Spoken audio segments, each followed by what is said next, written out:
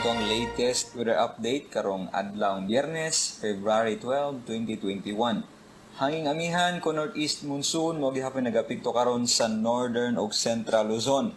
Samtang doon na kita'y bag-ong nasigpatan nga usa ka shallow nga low pressure area ug karong alas 3 sa buntag kini ana 4.0 degrees north, 143.1 degrees east. Ang maong LPA ubos pa ang tsansa niini nga mamahimong usa ka bagyo sa mosunod nga duha ka adlaw. Padayon kitang magamonitor sa development niining shallow low pressure area ug sa posibleng epekto niini sa mosunod nga mga adlaw diri sa ato ang nasud.